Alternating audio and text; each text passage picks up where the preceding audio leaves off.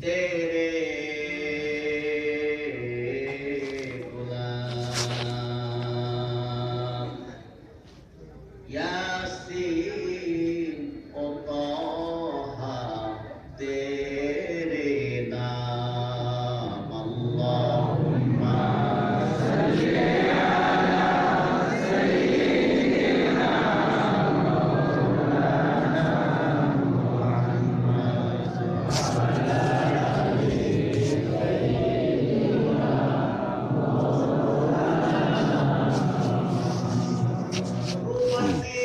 हवाए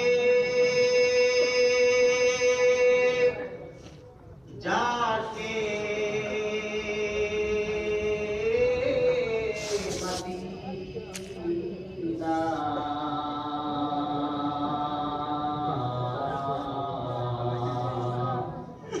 पहुंचा दो सलाम मेरा रौज़ा तो मदीना अल्लाहुम्मा सल्ली अला सय्यिदिना मौलाना मुहम्मद आले सय्यिदिना मौलाना परिंदा की होते अगर उड़ते जानते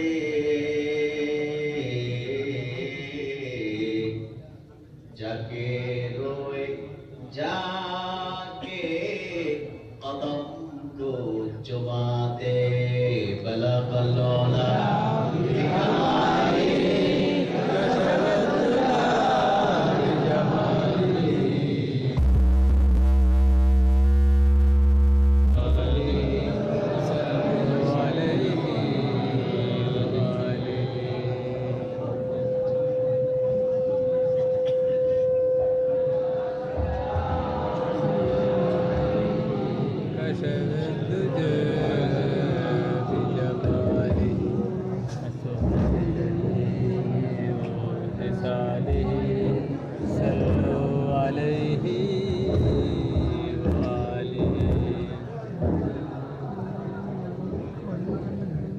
السنة جميع الصالحين صلوا عليه وآله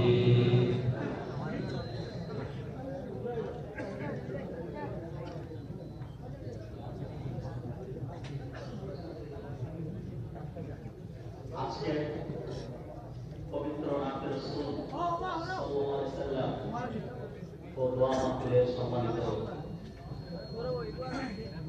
সভাপতি এবং আজকে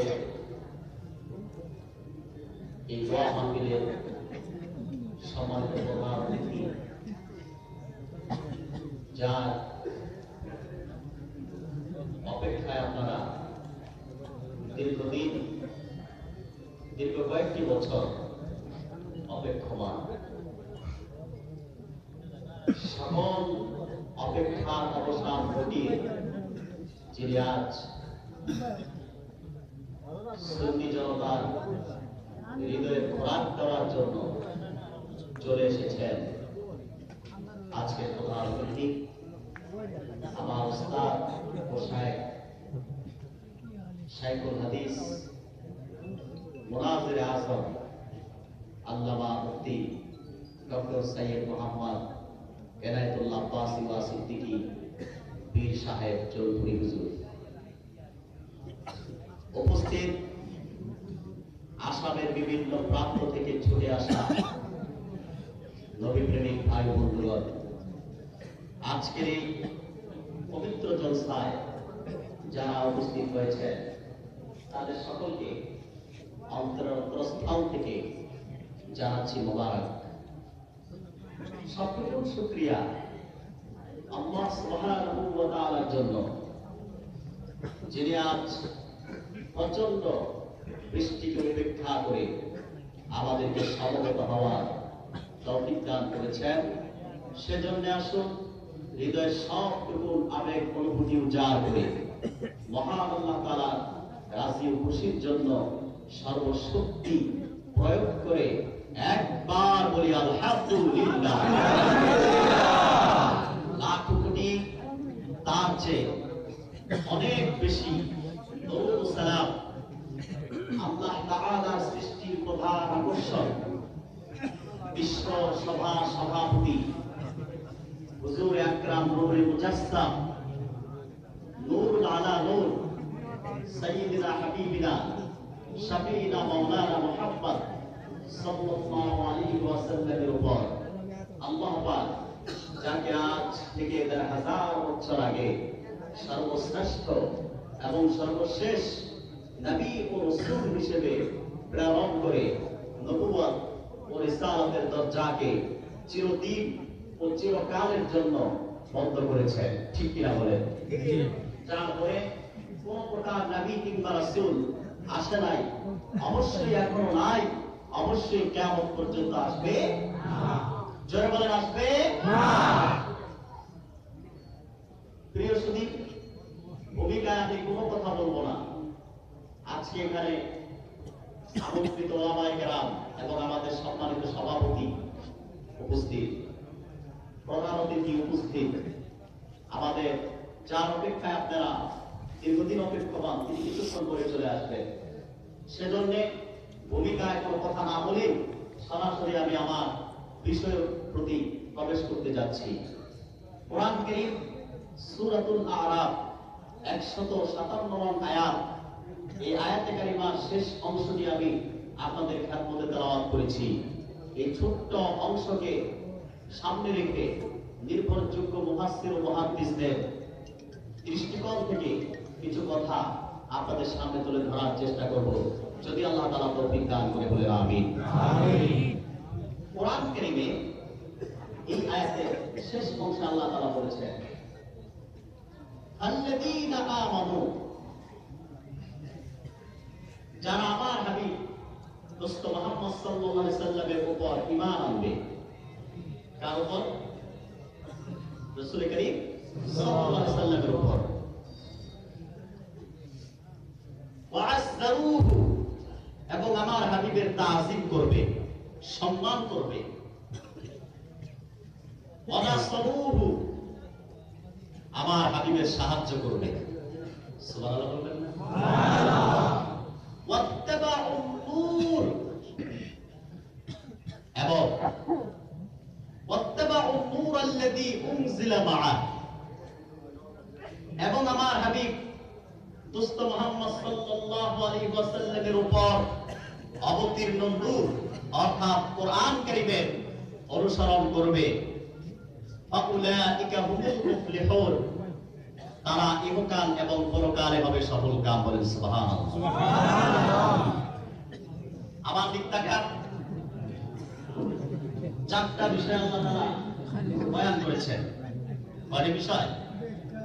কথা বলেন। আপনাদের মনোযোগ বিচ্ছিন্ন দেখতে পাচ্ছি, মনোযোগ একেবারেই বিচ্ছিন্ন দেখতে পাচ্ছি। আল্লাহ তাআলা চারটি বিষয় বয়ান করেছেন। কয়টি? চারটি। জোরে বলেন। চার। তার প্রথম বিষয় হচ্ছে আল্লাহর হাবিবের উপর ঈমান। প্রথম বিষয় কি? চারটা বিষয়ে বয়ান করে আল্লাহ তাআলা সার্টিফিকেট প্রদান করেছেন উম্মতে মুহাম্মদীকে। আল্লাহ রাব্বুল আলামিন বলেন, ফাল্লাযীনা আমানু বিহি ওয়া আযযারুহু ওয়া নাসারুহু ওয়াত্তাবাউ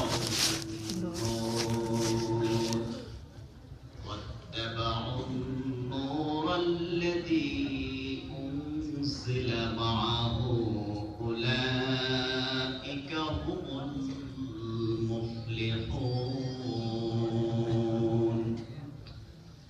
আল্লাহ রাব্বুল আলামিন বলেন, যারা আমার হাবিব দোস্ত মুহাম্মদ সাল্লাল্লাহু আলাইহি ওয়াসাল্লামের উপর ঈমান আনবে, আমার হাবিবের তাজিম করবে, আমার হাবিব সাল্লাল্লাহু আলাইহি সাল্লামের সাহায্য করবে, এবং আমার হাবিব মুহাম্মদ সাল্লাল্লাহু আলাইহি সাল্লামের উপর অবতীর্ণ কোরআন কারীমের অনুসরণ করবে, তারা ইহকাল এবং পরকালের সফলতা তার প্রান্তে পৌঁছে যাবে। বলেন সুবহানাল্লাহ। আল্লাহ তাআলা নবীজি মুহাম্মদ সাল্লাল্লাহু আলাইহি ওয়াসাল্লামের উম্মতকে সফলতার সার্টিফিকেট প্রদান করেছেন। সার্টিফিকেটে উল্লেখ করেছেন, কিন্তু কাজ দিয়েছেন চারটা। কয়টা কাজ? জোরে বলেন। তার প্রথম কাজ, প্রধান কাজ হচ্ছে রাসূলুল্লাহর প্রতি ঈমান। প্রথম কাজ কি? রাসূলুল্লাহ সাল্লাল্লাহু আলাইহি ওয়াসাল্লামের প্রতি ঈমান। ঈমানের পর তিন কাজ। ঈমানের পর কয় কাজ? তিন কাজ। আসুন আমরা আওয়াজ বন্ধ করে, ঈমান, ঈমানের পর তিন কাজ। কয় কাজ? তিন কাজ। এই ঈমান আনার পর তাহলে বোঝা যায় যে আল্লাহ তাআলা মানুষকে মূলত দুই ভাগে বিভক্ত করেছেন। কয় ভাগে? দুই ভাগে। ঈমানদার যারা ঈমান এনেছে তাদেরকে সফলতার সার্টিফিকেট আল্লাহ তাআলা দিয়েছে কোরআনের বিভিন্ন জায়গায়। আর যাদের ঈমান নাই, সফলতা বলতে তাদের কাছে কিছুই নাই। ঠিক কিনা বলেন? প্রিয় ভাইরা আমার, সেজন্য ঈমান হচ্ছে মানুষের সবচেয়ে বড় দৌলত। যে ব্যক্তি আল্লাহর হাবিবের প্রতি ঈমান আনবে, আল্লাহর জাহান্নামের আগুন তার জন্য হারাম হয়ে যাবে, জান্নাত তার জন্য নির্ধারণ হয়ে যাবে। যে ব্যক্তি আল্লাহর হাবিবের উপর ঈমান আনবে, যেমন হাদিসের কিতাবে আল্লাহর হাবিব ইরশাদ করেছেন, মান শাহিদা আল্লা ইলাহা ইল্লাল্লাহ ওয়া আন্না মুহাম্মাদার রাসূলুল্লাহ সাল্লাল্লাহু আলাইহি ওয়াসাল্লাম হারামাল্লাহু আলাইহিন নার। নবীজি মুহাম্মদ সাল্লাল্লাহু আলাইহি ওয়াসাল্লাম ইরশাদ করেছেন, যে ব্যক্তি সাক্ষ্য দিবে আল্লাহ ছাড়া কোনো মাবুদ নাই, আল্লাহ এক, এই স্বীকৃতির পর, এবং বলবে আমি মুহাম্মদ সাল্লাল্লাহু আলাইহি ওয়াসাল্লাম আল্লাহ তাআলার রাসূল, এই স্বীকৃতির উপর অটল অবিচল থাকবে, আল্লাহ তাআলা তার জন্য সাত দুজকের আগুনকে হারাম বানায় দিবে। ভাইরা আমার, এই আয়াতে কারিমার শানে নুজুল আমি আপনাদের সামনে তুলে ধরছি। এই আয়াতে কারিমার শানে নুজুল আপনাদের সামনে তুলে ধরলে বিষয়টি স্পষ্ট হয়ে যাবে। যেমন তাফসীরের কিতাব ইবনে কাসিরে ইমাম আহমদ ইবনে হাম্বল রাহমাতুল্লাহি আলাইহি নকল করেছেন এক বেদুইন থেকে। হযরত ইমাম আহমদ ইবনে হাম্বল নকল করেন একজন বেদুইন থেকে। বেদুইন বলেন, ১৫০০ বছর আগে নবীজি মুহাম্মদ সাল্লাল্লাহু আলাইহি ওয়াসাল্লামের নূরের জামানায় আমি দুধ বিক্রি করতে মদিনার বাজারে যেতাম। মদিনার শহরে যে দুধ বিক্রি করতাম, আমি দেখতাম প্রতিদিন আল্লাহর হাবিবের নূরের কদমের সামনে দলে দলে মানুষ যায়। আসার পথে তারা ফুটন্ত গোলাপের হাসি মুখে নিয়ে ফিরে আসে। রাসূলুল্লাহ কদমে দেখতে পাচ্ছি শত শত মানুষ ছুটে যায়। আসার পথে তারা সমস্ত ক্লান্তিবোধ দূরীভূত করে ফুটন্ত মুখ হাসি নিয়ে তারা ফিরে আসে। সুবহানাল্লাহ। তাহলে আমার রাসূলের দরবারে কি এমন রহমত আছে? ঠিক কি না বলেন? রহমত আছে না নাই? আছে। জোরে বলেন। আছে। রাসূলুল্লাহর কদমে যারাই যায়, আসার পথে ফুটন্ত গোলাপের হাসি নিয়ে ফিরে আসে। নিশ্চয় আল্লাহর হাবিবের দরবারে রহমত আছে। ঠিক কি না বলেন? আর যে জন্য আল্লাহ তাআলা কোরআন কারীমে তার হাবিবকে রহমত বলেছেন। বলছেন কি না? বলছেন কি না বলেন? বেদুইন বর্ণনা করেন, আমি দেখতাম নবীজি মুহাম্মদ সাল্লাল্লাহু আলাইহি সাল্লামের কদমে শত শত মানুষ যায়, আসার পথে হাসি নিয়ে ফিরে আসে, আনন্দিত হয়ে আসে।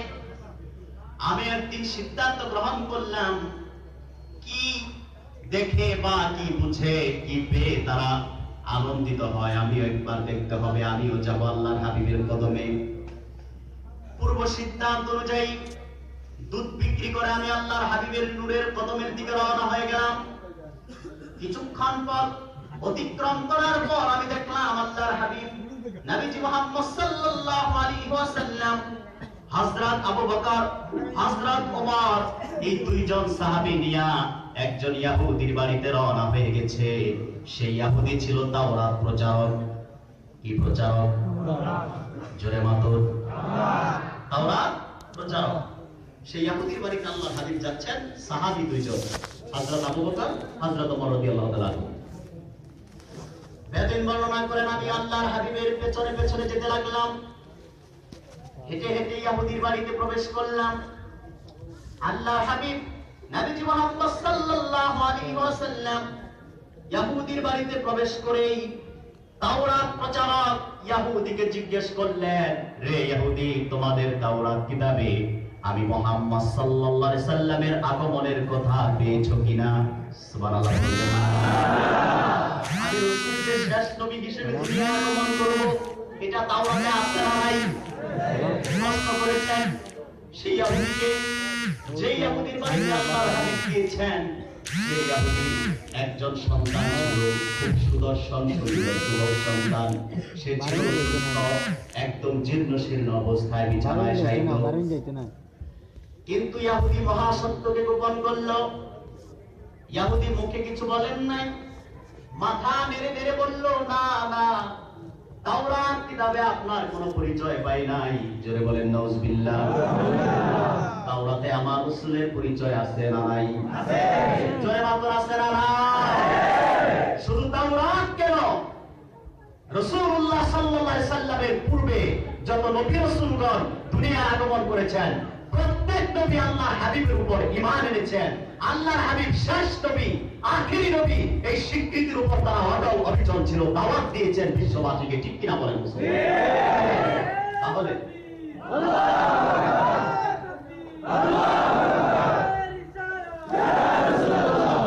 ইহুদি বলল, মুখে কিছু বলে নাই।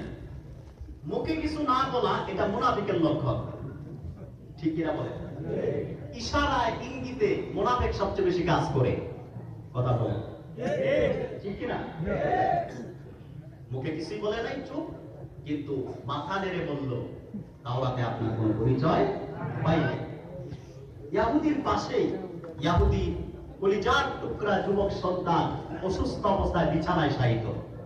সে যখন তার পিতার মুখে এত বড় মিথ্যা কথা শুনল, সে অসুস্থ যুবক, ইমাম আহমদ ইবনে হাম্বল নকল করেছেন, সেই ইহুদির সন্তান যুবকটি সমস্ত নীরবতাকে ভঙ্গ করে বিছানা থেকে দাঁড়ায় বলল, ইয়া রাসূলুল্লাহ, ইয়া হাবিবাল্লাহ সাল্লাল্লাহু আলাইহি ওয়াসাল্লাম, আমার বাবা মহাসত্যকে গোপন করেছে।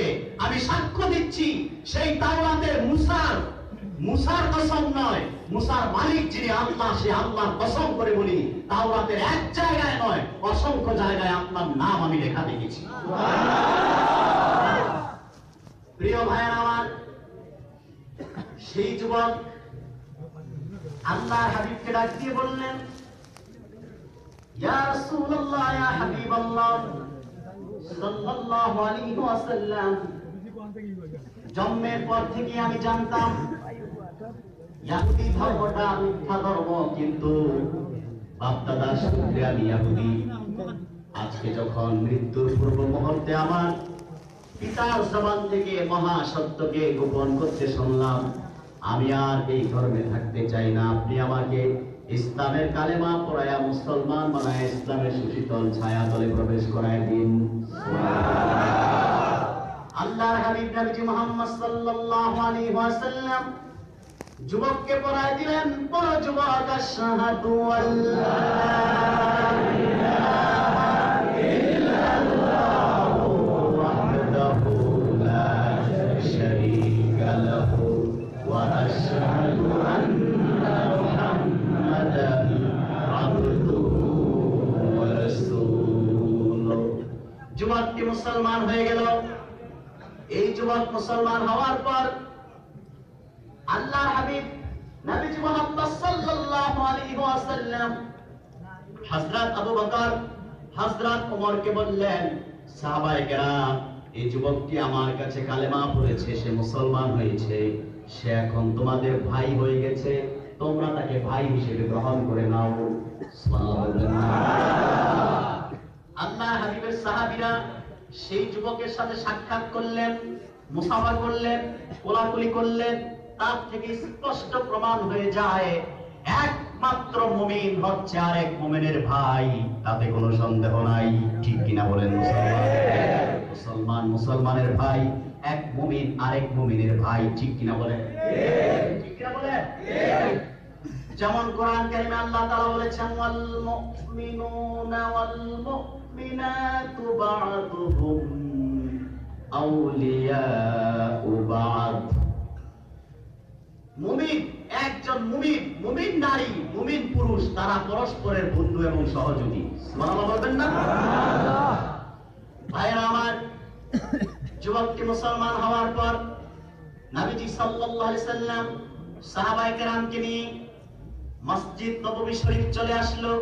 কিছুক্ষণ পর খবর এলো, একটু আগে যে যুবকটি আল্লাহর হাবিবের কাছে মুসলমান হয়েছে সে আর দুনিয়ায় নাই, আল্লাহর সাক্ষাতে চলে গেছে।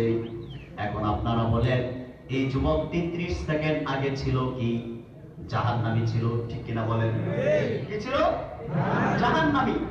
আর 30 সেকেন্ডের বিনিময়ে কালেমায়ে শাহাদাত গ্রহণ করে সেই ঈমানের দৌলতকে অর্জন করে জান্নাতবাসী হলো। ঠিক কিনা বলেন? ওই যে আল্লাহর হাবিব ইরশাদ করেছেন, মান শাহিদা লা ইলাহা ইল্লাল্লাহ ওয়া আন্না মুহাম্মাদার রাসূলুল্লাহ হারামাল্লাহু আলাইহিন নার। যে ব্যক্তি সাক্ষ্য দিবে আল্লাহ ছাড়া কোনো মাবুদ নাই, মুহাম্মদ সাল্লাল্লাহু আলাইহি সাল্লাম আল্লাহ তাআলার প্রেরিত রাসূল, এই সাক্ষ্য দেওয়ার পর মৃত্যুবরণ করবে এই স্বীকৃতির উপর অটল অবিচল থেকে, তাকে আল্লাহ হাবিব সান্ত্বনা দিয়েছেন, ঘোষণা দিয়েছেন, তার জন্য জাহান্নামের সাথে জাহান্নামের আগুনকে হারাম করে দিবেন আল্লাহ তাআলা। সুবহানাল্লাহ বলবেন না? যুবকটি কালেমা পড়লেন আর দুনিয়া থেকে বিদায় নিলেন। নবীজি সাল্লাল্লাহু আলাইহি সাল্লাম বললেন, সাহাবায়ে কেরাম, এই যুবকটি আমার কাছে মুসলমান হয়েছে, তোমরা তাকে গোসল দাও, আমি রাসূল তার জানাজার নামাজ পড়াবো। আপনারাই বলেন, এই যুবক ঈমান আনার কারণে সফল হয়েছে না বিফল হয়েছে? জোরে বলেন। প্রমোশন বাড়ছে না কমছে? একটু আগে ছিল জাহান্নামী, আর রাসূলুল্লাহর প্রতি ঈমান আনার কারণে আল্লাহ তাআলা তার ভাগ্যের দরজাকে পরিবর্তন করে দিলেন, জাহান্নামের টিকেটকে বন্ধ করে জান্নাতের ঘোষণা দিয়ে দিলেন। ঠিক কিনা বলেন? আমার তাফসীর কিতাবে মুফাসসিরিন কেরাম উল্লেখ করেছেন, সেজন্য আল্লাহ তাআলা কোরআন কারীম সূরাতুল আরাফ 157 আয়াতের শেষ অংশে ইরশাদ করেছেন। আল্লাহ বলেন, আল্লাযীনা আমানু বিহি ওয়া আযযারুহু ওয়া নাসারুহু ওয়াত্তাবাউন নূর আল্লাযী উনজিলা মাআ উলাইকা হুমুল মুফলিহুন। আল্লাহ রাব্বুল আলামিন বলেন,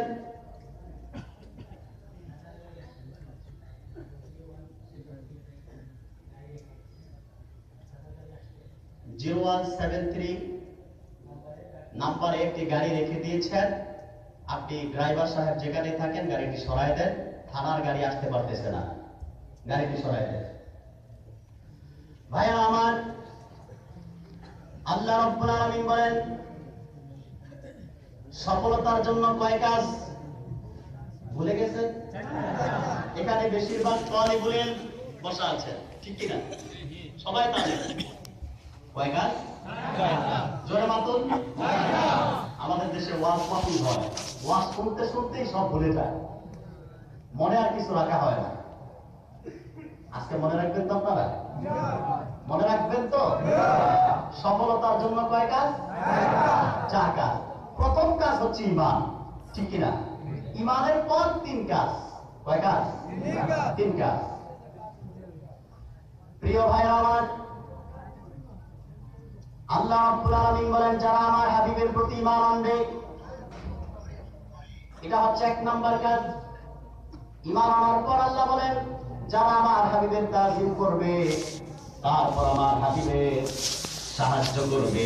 4 নম্বরে আল্লাহ বলেন, যারা আমার হাবিবের উপর অবতীর্ণ কোরআনের অনুসরণ করবে, উলাইকা হুমুল মুফলিহুন, তারা ইহকাল এবং পরকালে সফল কাম হবে। বলেন সুবহানাল্লাহ। আরেকটা জিনিস খেয়াল করেন, এখানে আল্লাহ তাআলা 3 বার ঈমানের পর প্রথম 2 বার বললেন আল্লাহর হাবিবের তাজিমের কথা, প্রথম বিষয় দিলেন আল্লাহর হাবিবের তাজিম, তারপর বললেন আল্লাহর হাবিবের সাহায্য, আর 4 নম্বরে বললেন আল্লাহর হাবিবের উপর অবতীর্ণ কোরআনের অনুসরণ। কোরআনের অনুসরণের আগেই আল্লাহ তাআলা তার হাবিবের তাজিমের কথা বললেন। ঠিক কিনা বললেন? ঠিক কিনা বলেন? আল্লাহ তাআলা এই বিষয়টি খেয়াল করেন। আল্লাহ তাআলা নবীজি মুহাম্মদ সাল্লাল্লাহু আলাইহি সাল্লামের তাজিমের কথা বললেন আগে, তারপরে বললেন আল্লাহর হাবিবের সাহায্য, তারপরে বললেন কোরআনের অনুসরণ। এই কথা থেকে স্পষ্ট স্বীকৃতি চলে আসে রাসূলুল্লাহ সাল্লাল্লাহু আলাইহি ওয়াসাল্লামের কারণেই আল্লাহর কোরআন এসেছে, কোরআনের কারণে আমার রাসূল আসে নাই। ঠিক কিনা বলেন মুসলমান? কোরআনের কারণে আল্লাহর হাবিব আসে নাই, আল্লাহর হাবিবের ওসিলায়, আল্লাহর হাবিবের কারণেই মহাগ্রন্থ আল কোরআন পৃথিবীতে এসেছে। ঠিক কিনা বলেন?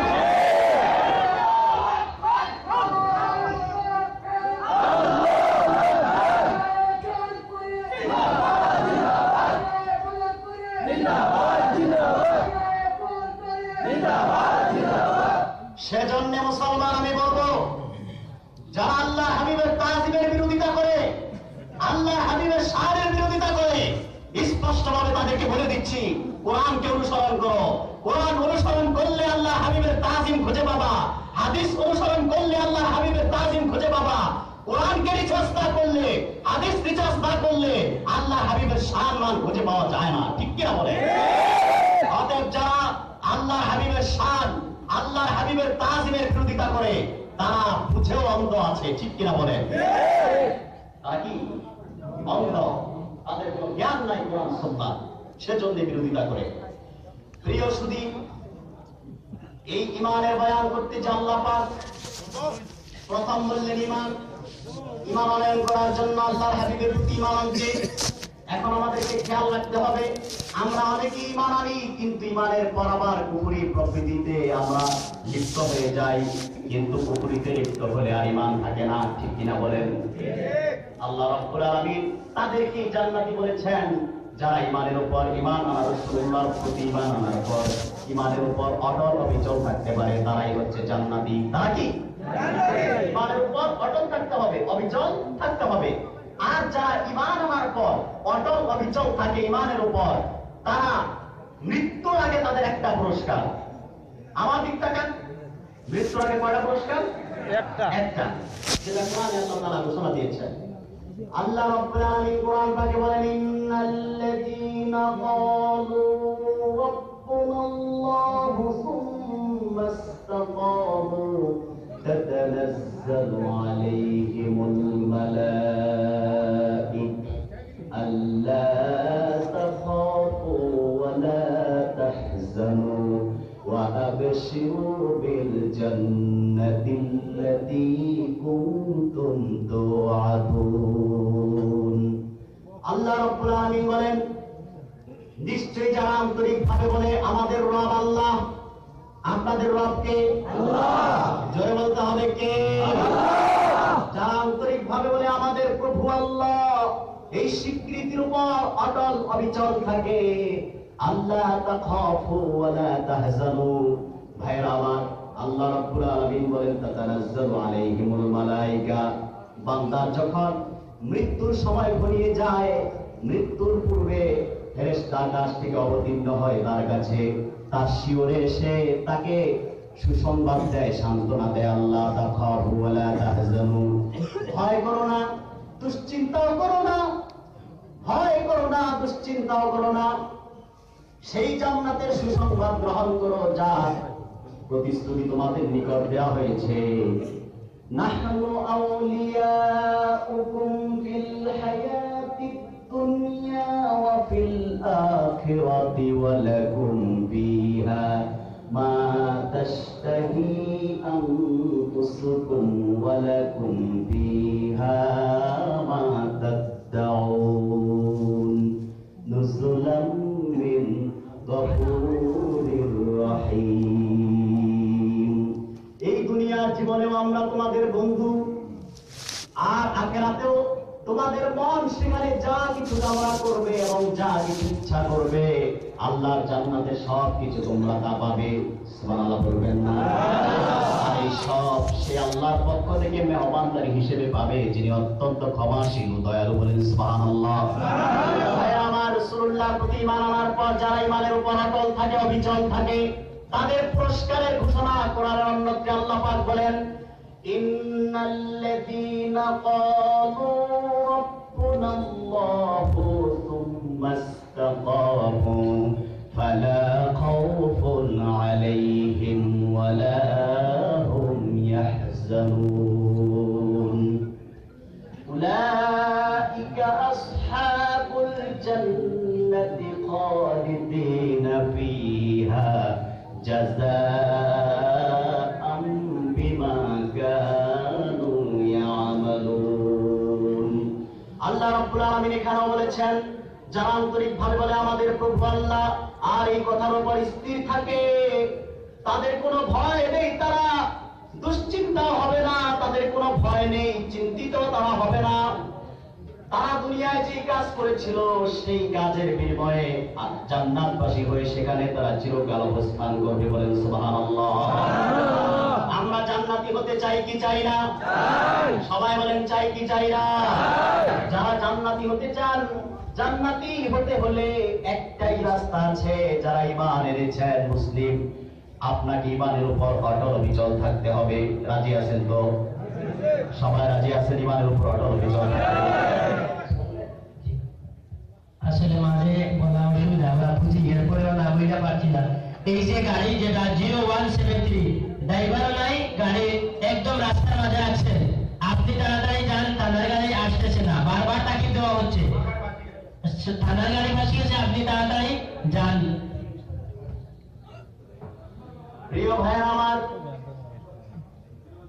0173 প্রিয় ভাইরা আমার, বলছিলাম যারা ঈমানের উপর রাসূলুল্লাহর প্রতি ঈমান আনে, সফলতার কয় কাজ? কয় কাজ? চার কাজ। প্রথম হচ্ছে কি? ঈমান।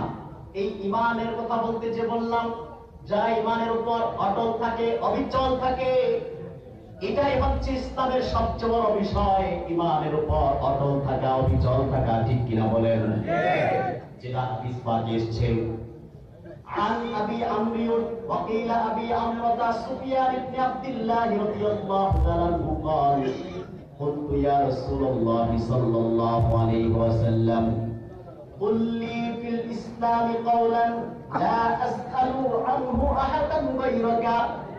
হযরত সুফিয়ান ইবনে আব্দুল্লাহ সাকাফি বর্ণনা করেছেন, আমি আমার নবী মুহাম্মদ সাল্লাল্লাহু আলাইহি সাল্লামের নূরের কদমের সামনে যে প্রশ্ন করলাম, হুজুর আপনি ইসলাম সম্পর্কে আমাকে এমন একটি বিষয় বলে দিন যেন আপনার পর দ্বিতীয় কারো কাছে আর এই বিষয়ে প্রশ্ন করতে না হয়। আল্লাহর হাবিব তাকে ডাক দিয়ে বললেন, ক্বালা কুল আমানতু বিল্লাহি তুম্মা ইসতাকিম।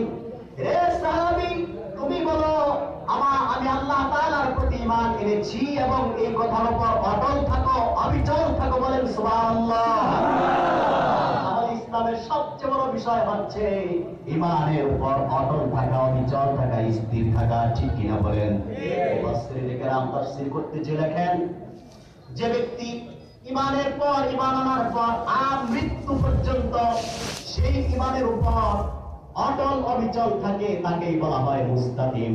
কি বলা হয়? মুস্তাকিম। জোরে বলেন মুস্তাকিম। মুস্তাকিম। তা আমরা মুস্তাকিম হতে চাই কি চাই না? চাই কি চাই না? যত কিছুই হোক, বাধা বিপত্তিকে উপেক্ষা করে আমরা ঈমানের উপর অটল থাকতে চাই, অবিচল থাকতে চাই, ঠিক কিনা বলেন? ভাইরা আমার, ঈমানের ব্যাপারে আর কিছু বলতে হবে? আমরা সামনে অগ্রসর হচ্ছি। ঈমানের বিষয় এখানে সমাপ্ত থাকুক। আল্লাহ তাআলা যে বিষয়টি বলেছেন যে চারটা বিষয়, প্রথম হচ্ছে যে ব্যক্তি আল্লাহর হাবিবের উপর ঈমান আনবে, ঠিক কি না? সফলতার কয় কাজ? চার কাজ। আবার সফলতা অর্জনের জন্য কোরআনের অন্যত্রে আছে 7 কাজ। কয় কাজ? যেমন সূরা মুমিনুনের শুরুতে আল্লাহ বলেন, ক্বাদ আফলাহাল মুমিনুনাল্লাযীনা হুম ফি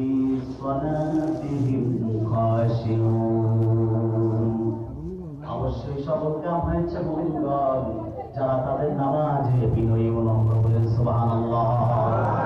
সফল কাম কোরআন কারীমের সেখানে বলা হয়েছে যারা বিনয়ের সাথে নামাজ পড়ে তারা সফল কাম। সেখানে 7টি বিষয় আল্লাহ বয়ান করেছেন, আর এখানে 4 বিষয়। ঈমানের পর 3 কাজ। প্রথম ঈমান, ঈমানের পর দ্বিতীয় যে বিষয়, প্রথম যেই কাজ, প্রধান যেই কাজ, সেটা হচ্ছে আল্লাহর হাবিবের মহব্বত, আল্লাহর হাবিবের তাজিম। সুবহানাল্লাহ বলে আল্লাহর হাবিবের তাজিম।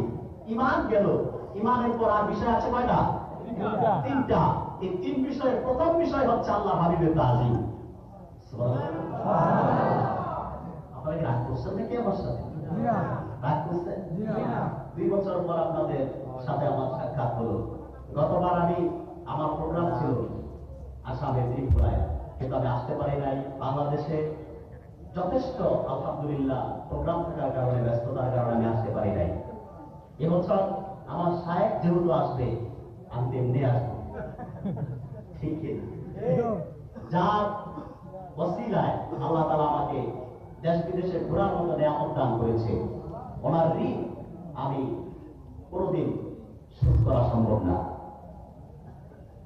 আপনারা আমার জন্য দোয়া করবেন, করবেন তো? যেন আপনাদের এই সুন্নি ভাই সুন্নিয়াতের পক্ষে যেন কথা বলতে পারি। যতদিন সুন্নিয়াতের পক্ষে আমার কণ্ঠ থাকবে, ততদিন যেন আল্লাহ আমাকে হায়াত দান করবে।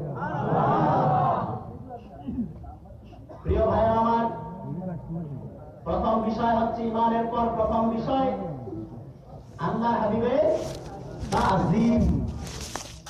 এই তাজিমের কথা আল্লাহ পাক কোরআনের এক জায়গায় বলে নাই, অসংখ্য জায়গায় ঈমানের পর আল্লাহর হাবিবের তাজিমকে স্থান দিয়েছেন।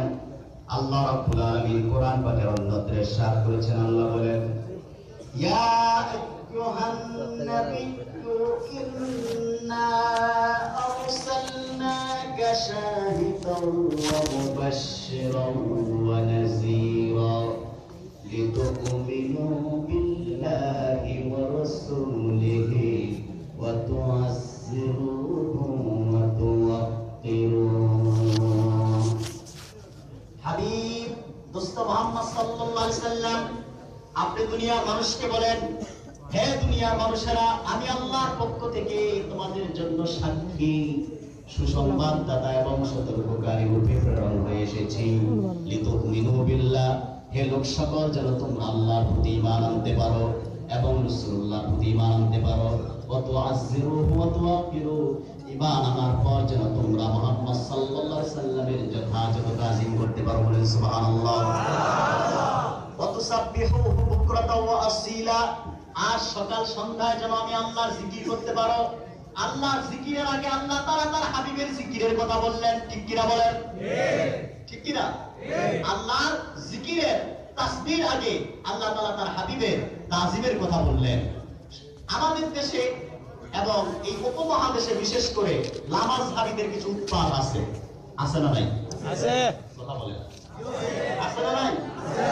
এই লামাজহাবী সম্প্রদায় বলে যে রাসূলুল্লাহ যেখানে নাই সেখানে আমাদের তাজিম করার কি প্রয়োজন? যেহেতু আমরা দেখতে পাই না, তাহলে তাজিম করব কেন? তাদের সব প্রশ্নের জবাব আজকে পাবেন আপনারা ইনশাআল্লাহ।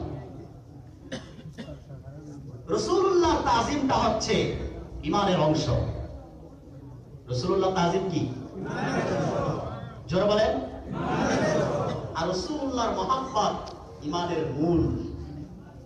মহব্বত কি? তাজিম ঈমানের অংশ। ঈমানকে পরিপূর্ণ শুদ্ধ রাখতে হলে রাসূলুল্লাহর মহব্বত থাকতে হবে। মহব্বত নাই, ঈমান নাই, ঠিক কিনা বলেন? আর ঈমানকে তাজা সুস্বাদু ঈমান রাখতে হলে সেখানে আপনার রাসূলুল্লাহ তাজিম থাকতে হবে, কারণ এটা ঈমানের অংশ, ঠিক কিনা বলেন?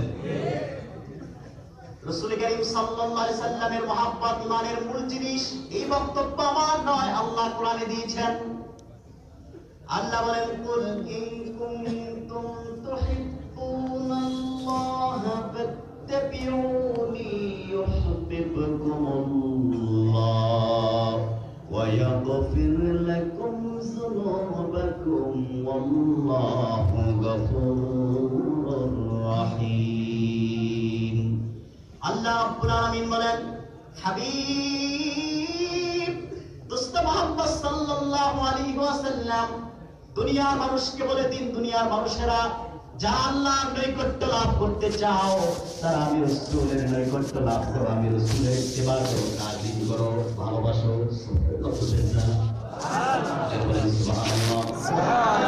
রাসূলের ইত্তেবা করো, আমি রাসূলের অনুসরণ করো, আমাকে ভালোবাসো। যখন আমাকে তোমরা ভালোবাসবে আল্লাহ রাব্বুল আলামিন তোমাদেরকে ভালোবাসবে।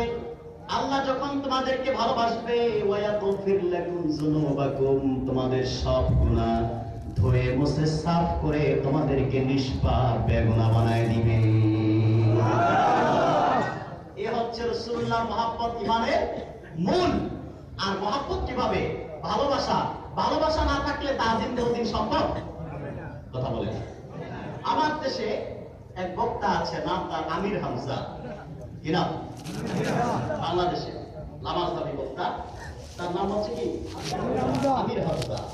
সে তার এই বক্তব্যে এই আয়াতের তর্জমা করতে শুরু করেছে যে কোরআনের কোথাও নাই আল্লাহর হাবিবকে ভালোবাসলে জান্নাত পাওয়া যাবে।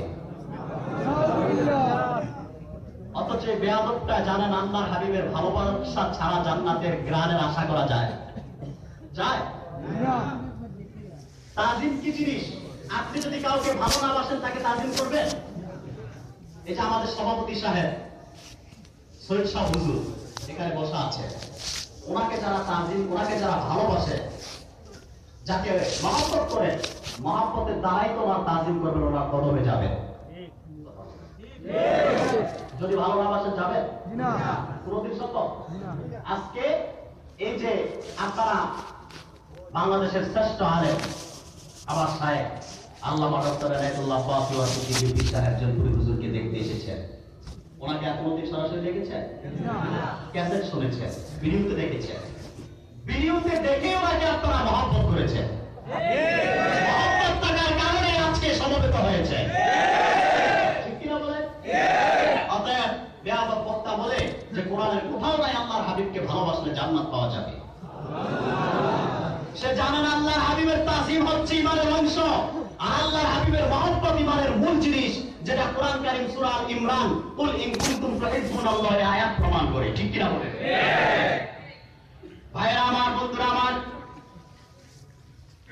আর আল্লাহর হাবিবের তাজিম ইমানের অংশ। এটার দলিল আমি দিচ্ছি, বক্তব্য আমার নাই। শুআবুল ঈমানের লেখক ইমাম হলিবি তার কিতাবের মধ্যে লিখেছেন, ইন্না তা'যীমান নবী সাল্লাল্লাহু আলাইহি ওয়াসাল্লাম মিন শুআবিল ঈমান, নিশ্চয়ই মুহাম্মদ সাল্লাল্লাহু আলাইহি সাল্লামের তাজিম ঈমানের অংশ। আওয়াজ করে বলুন সুবহানাল্লাহ। তা'যীমুহু মানজিলাতান ফাওকাল মুহাব্বতি ফাহাক্কা আলাইনা আন নুহিব্বুহু ওয়া নুজাল্লিদু ওয়া আওফার মিন ইজলালি কুল্লি আবদিন সাইয়্যিদাহু ওয়া কুল্লি ওয়ালাদিন ওয়ালিদাহু ওয়া ওয়ারাদাত আওয়ামিরুল্লাহ তাআলা। তিনি ব্যাখ্যা করতে যে লেখেন, রাসূলুল্লাহ সাল্লাল্লাহু আলাইহি সাল্লামের তাজিম ঈমানের অংশ, আর সেই তাজিমের দরজা হচ্ছে তার মহব্বতের উপরে। তার মানে উম্মত আল্লাহর হাবিবকে যত বেশি মহব্বত করবে তত বেশি তার দ্বারা তাজিম প্রকাশ পাবে। সুবহানাল্লাহ বলবেন না? যার হৃদয়ে আল্লাহর হাবিবের মহব্বত কম, তাজিমও যে ব্যক্তি আল্লাহর হাবিবকে মহব্বত কম করবে তার দ্বারা তাজিম কম হবে। ঠিক কিনা বলেন?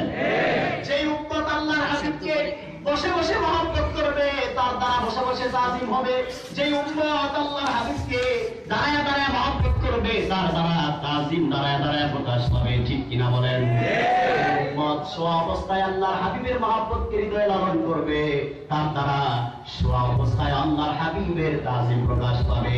যেহেতু আল্লাহর জিকির তিন অবস্থায় করা যায়, তাহলে স্পষ্ট প্রমাণ আল্লাহর হাবিবের তাজিমও তিন অবস্থায় চলবে। দাঁড়িয়ে বসে শুয়ে সব অবস্থায় আল্লাহর হাবিবের তাজিম চলবে, কোনো বাধা বিপত্তি থাকতে পারে না। ঠিক কিনা বলেন মুসলমান?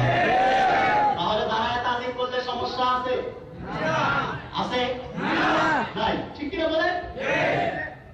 প্রিয় ভাইরা আমার, ফাতা'যীমুহু মানজিলাতান ফাওকাল মুহাব্বাহ, সেই তাজিমের দরজা তার মহব্বতের উপরে। তিনি ব্যাখ্যা দিতে যে বলেন আল্লাহর হাবিবকে কতটুকু মহব্বত করতে হবে, তাজিম কতটুকু করতে হবে। ব্যাখ্যা করতে যে তিনি বলেন, একজন ছাত্র তার উস্তাদকে যে রকম তাজিম করে, একজন পিতা একজন সন্তান তার পিতাকে যে রকম তাজিম করে, একজন গোলাম তার মালিককে যে রকম তাজিম করে, তার চেয়ে অধিক বেশি আল্লাহর হাবিব নবী মুহাম্মদ সাল্লাল্লাহু আলাইহি সাল্লামকে উম্মত তাজিম করা অনিবার্য কর্তব্য। বলেন সুবহানাল্লাহ। তাহলে আজকে আমরা পিতার যদি আপনার পিতাকে আপনার সামনে কেউ অপমান করলে সেটা সহ্য হয় না, গায়ে আগুন জ্বলে যায়, ঠিক কিনা বলেন? কিন্তু আমার রাসূল মদিনা ওয়ালার শানে যখন কেউ বেয়াদবি করে তখন কতটুকু আগুন আপনার অন্তরে জ্বলে সেটা বিবেচনা করে দেখবেন, ঠিক কিনা বলেন মুসলমান? আমরা আল্লাহর হাবিবকে কেমন মহব্বত করি, কেমন তাজিম করি। আমার সামনে যখন আমার পিতাকে কেউ অপমান করে আমার কলিজায় ধাউ ধাউ আগুন শুরু হয়ে যায়, সহ্য হয় না, প্রতিবাদ করতে যাই, হামলা করি, আঘাত করি, সাথে সাথে প্রতিশোধ গ্রহণ করি, ঠিক কিনা বলেন? কিন্তু আমার সামনে আপনার সামনে আমার নূর নবী নবীজি সাল্লাল্লাহু আলাইহি সাল্লামের সুমহান শানে যখন কেউ বেয়াদবি করে আল্লাহর হাবিবের শানের খেলাফ বক্তব্য দেয়, আমরা কতটুকু প্রতিবাদ করতে পেরেছি সেটা বিবেচনা করে দেখার বিষয়, ঠিক কিনা বলেন মুসলমান? ঠিক কিনা বলেন? পিতার জন্য সন্তানের মহব্বত আছে না নাই? আছে না নাই? পিতার জন্য সন্তানের মহব্বত আছে, সন্তানের জন্য পিতার মহব্বত আছে। এবং একজন গোলাম তার মালিককে প্রভু হিসেবে মানে, ঠিক কিনা বলেন? তার মালিকের সব নির্দেশকে সে মানতে বাধ্য। কিন্তু রাসূলুল্লাহ তাজিম তার চেয়ে বেশি অধিক গুরুত্ব সহকারে আদায় করতে পারবে, ঠিক কিনা বলেন? এখন প্রশ্ন হচ্ছে নামাজ হাবিদের যে বক্তব্য যে রাসূলুল্লাহ সাল্লাল্লাহু আলাইহি সাল্লামকে আমরা দেখতে পাই না, তাহলে তাজিম করব কেন? কথা বলে কিনা? তাদের আকীদা তো কুফরি, তাদের আকীদায় কুফর আছে। যেমন তারা বলে আল্লাহর হাবিব সাল্লাল্লাহু আলাইহি সাল্লাম সাধারণ মানুষের মতো নাই। যে বক্তব্য তারা দেয় সেটা আমার মুখ দিয়ে বের করতে পারবো না। নাউজুবিল্লাহ। রাসূলুল্লাহ সাল্লাল্লাহু আলাইহি সাল্লাম আওরা পাকে জিন্দা অবস্থায় শুয়ে আছেন। ঠিক কিনা বলে? এটাই আহলুস সুন্নাহ ওয়াল জামাতের ইতিকাদ, ঠিক কিনা বলে? আর তারা বলে আল্লাহর হাবিব রওজায় নেই। তারা বলে আল্লাহর হাবিব সাল্লাল্লাহু আলাইহি সাল্লামকে আমরা দেখতে পাই না, তাহলে তাজিম করব কেন? যাকে দেখবো তাকেই তো তাজিম করতে হয়। তাদের বক্তব্য, তাদের বক্তব্যের খণ্ডনে আমি কিতাবুস শিফার ইবারত আপনাদের সামনে তুলে ধরছি। কিতাবুস শিফার মধ্যে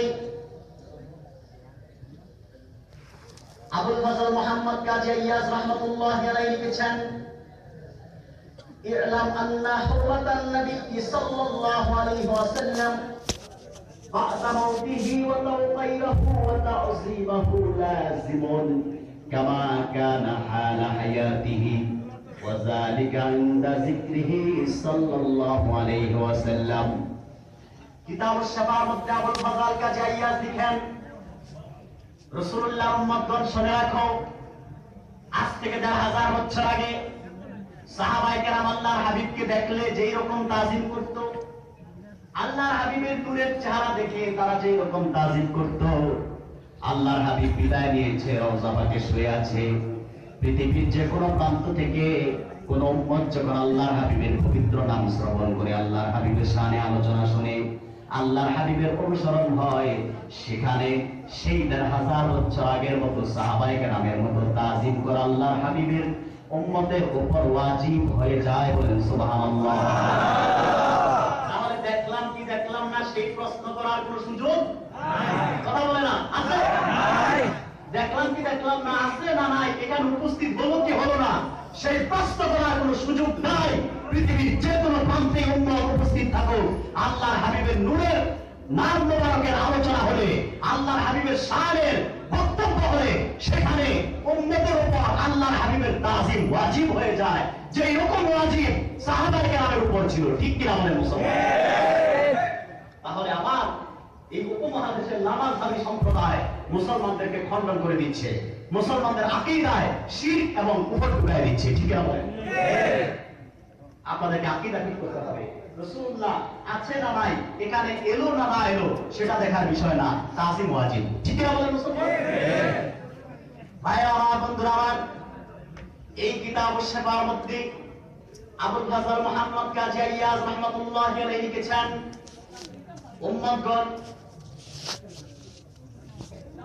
উম্মতগণ শুনে রাখো, আল্লাহর হাবিবের তাজিম তো দূরের কথা, আজ থেকে 1000 বছর আগে আমার নূর নবী মুহাম্মদ সাল্লাল্লাহু আলাইহি সাল্লাম মদিনার যেই শহরে রাস্তা দিয়ে হেঁটেছেন, রাসূলুল্লাহ যে রাস্তা দিয়ে হেঁটেছেন, সেই রাস্তার আশপাশের দেয়ালগুলোকে উম্মত রাসূলুল্লাহর সম্মানার্থে চুম্বন করা উচিত। সুবহানাল্লাহ বলবেন না? এখন আপনি যদি মদিনার শহরে যে রাস্তায় দেয়ালকে চুমু খান, আর সৌদি আরবে তো কিছু লামাযহাবি আছে না নাই? উনি তো দেখলেই আপনাকে মুশরিক বানায় দিবে, বলবে আসামি মুসলমান শিরক করছে, ঠিক কিনা বলেন মুসলমান? কিন্তু আল্লাহর হাবিব যে শহরে হেঁটেছেন, আল্লাহর হাবিবের তাজিমার্থে সেই শহরের দেয়ালগুলোকে চুম্বন করা উম্মতের কর্তব্য, ঠিক কিনা বলেন? ঠিক কিনা বলেন? আল্লাহর হাবিবের শান, আল্লাহর হাবিবের সুমহান যে কি মর্যাদা, সেটা হাদিসের কিতাবে চোখ না খুললে তা খুঁজে পাওয়া সম্ভব না, ঠিক কিনা? তাই আমার বন্ধুরা, আমার আল্লাহর হাবিবের তাজিম কেন করবেন না? আমার রাসূলকে আল্লাহ তাআলা যে মর্যাদায় সমাসীন করেছেন, যে আসলে সমাসীন করেছেন, পৃথিবীর কোন নবী রাসূলকে সেই মর্যাদায় সমাসীন করেন নাই, এত মর্যাদা দান করেন নাই, যেটা ইবনে আসাকির বর্ণনা করেছেন। أخرج ابن عساكر عن سلمان رضي الله تعالى عنه قال قيل للنبي صلى الله عليه وسلم كلم الله موسى تكليما وخلق عيسى من روح القدس واتخذ إبراهيم خليلا واصطفى آدم فما أعطيت من الفضل فهبط جبريل.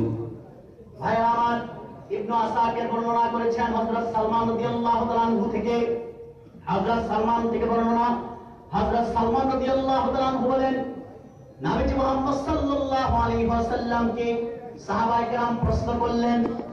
কাকে প্রশ্ন করলেন? সাহাবায়ে কেরাম আল্লাহর হাবিবকে প্রশ্ন করলেন, ইয়া রাসূলুল্লাহ কাল্লামাল্লাহু মুসা তাকলিমা। মুসা আলাইহিস সালামকে মুসা আলাইহিস সালামের সঙ্গে আল্লাহ তাআলা কথা বলেছেন, কথা বলে মুসাকে ধন্য করেছেন। وخلق عيسى من روح القدس, ঈসাকে রূহুল কুদুস থেকে সৃজন করেছেন। واتخذ إبراهيم خليلا, ইব্রাহিমকে আল্লাহ তাআলা বন্ধু হিসেবে গ্রহণ করেছেন।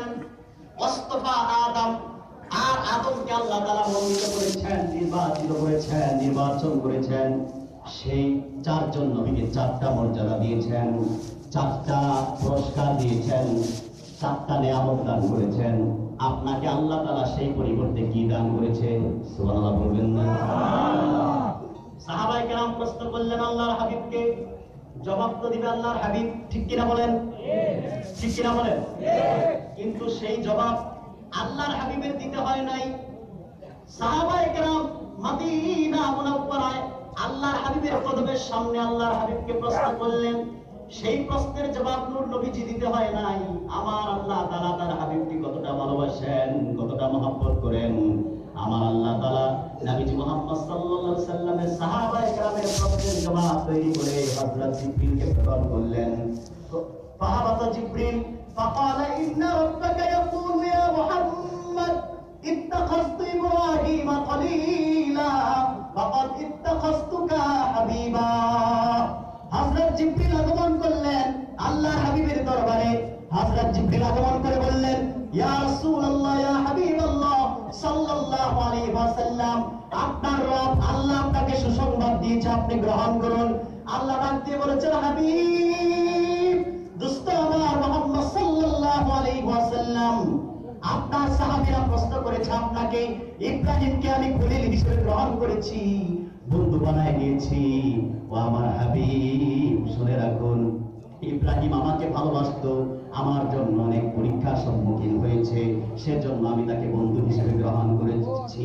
ফাকাদ ইত্তাখাযতুকা হাবিবা, ও আমার দোস্ত মুহাম্মদ সাল্লাল্লাহু আলাইহি সাল্লাম, আর আমি আল্লাহ তাআলা আপনাকে এতটাই ভালোবাসি, সেজন্য ইব্রাহিম আমার খলিল, ইব্রাহিম আমার বন্ধু, আর আপনি আমার হাবিব।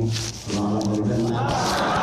ফাকাদ ইত্তাখাযতুকা হাবিবা, হাবিব ইব্রাহিমকে আমি খলিল উপাধি দিয়েছি, কিন্তু আপনাকে আমি হাবিব উপাধি দিলাম। সুবহানাল্লাহ বলবেন না? আপনি আমার হাবিব, আপনি কি? তার মানে ইব্রাহিম আমাকে বেশি ভালোবাসে, সেজন্য ইব্রাহিম খলিল। ইব্রাহিম আমার বন্ধু, ও আমার দোস্ত, আমি আল্লাহ আকাশের ও জমিনের মালিক, দুনিয়ার মালিক, সবকিছুর মালিক। আমি আল্লাহ আপনাকে খুব বেশি ভালোবাসি, সেজন্য আমি আপনাকে হাবিব হিসেবে গ্রহণ করে নিলাম। যেরকম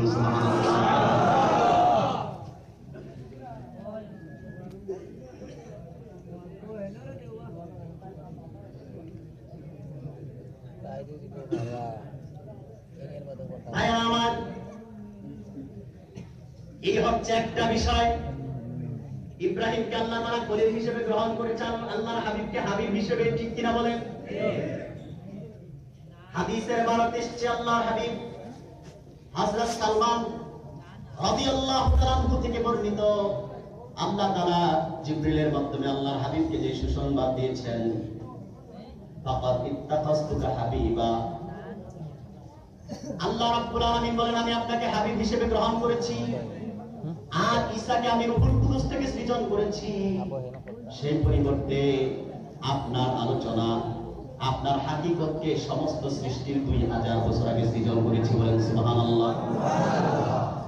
মুসার সাথে আমি কথা বলেছি, মুসার সাথে আমি কথা বলেছি দুনিয়ায়। কোথায়? কথা বলে না। ফাকাদ কাল্লামতুকা বিস সামা, মুসার সঙ্গে আমি কথা বলেছি দুনিয়ায়, জমিনে।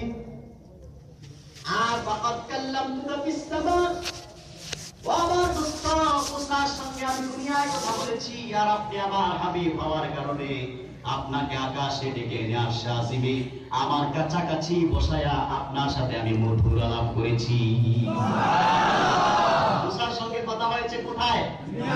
জোরে মাতুন। দুনিয়ায়, জমিনে, ঠিক কিনা বলেন?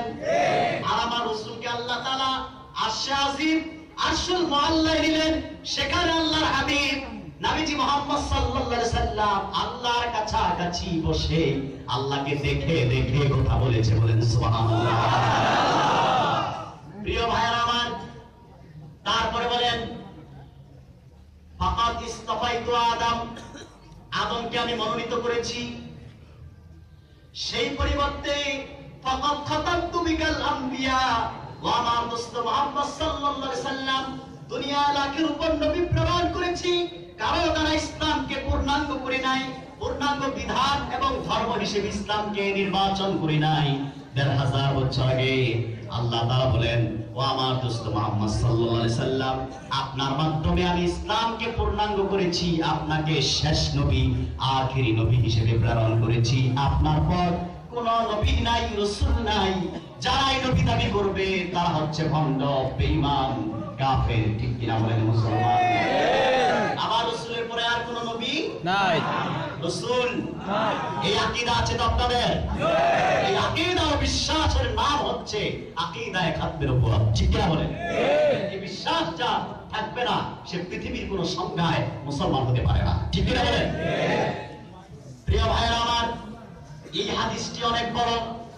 এই হাদিসের শেষ পর্যায়ে ভারতে এসছে, আল্লাহ তাআলা তার হাবিবকে ডাক দিয়া বলেন, হাবিব, দোস্ত আমার মুহাম্মদ সাল্লাল্লাহু আলাইহি ওয়াসাল্লাম, আপনাকে আমি উমরা দান করেছি, হজ দান করেছি, তরবারি দান করেছি, মুকুট দান করেছি, কাউসার দান করেছি।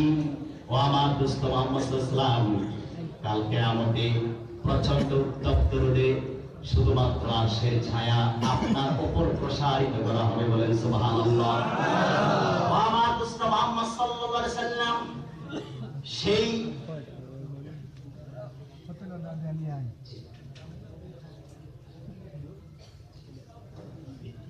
বিগত আপনারা জানা আছে 2 বছর আইতাও আসেন না। এই বছর আমরা অনেকে আমার জিজ্ঞাসা করি যে আগে কইলাম না, আমরা যদি আগে কইতাম জানতে পারলাম না, কথা বুঝছেন? আমরা এই বাদে হইছি, এই বাদে হওয়ার লাগার বাদে আমরা কি পরিমাণে ঋণ আছি আপনারা বুঝাতো। আনার ইয়া জানে কাম করতা, কিন্তু ঋণ কি পরিমাণে আছি আপনারা বুঝা। যার কারণে আমরা কর্তব্য আদায় করছি, এখন আপনারা আমরা ঋণ মুক্ত করতে আল্লাহ আসতে আপনার কাছে অনুরোধ একদম ন্যূনতম। বাকি ভালো আমরা সমাজিত বিশেষ হিসাবে কইবা আর কি হুজুর, আর বারবার উপস্থিত থেকে আমার আলী মন্দিরটা আইলা দিয়ে তাই রওনা দিলেইছে, কথা হচ্ছে নি, রওনা দিলেইছে।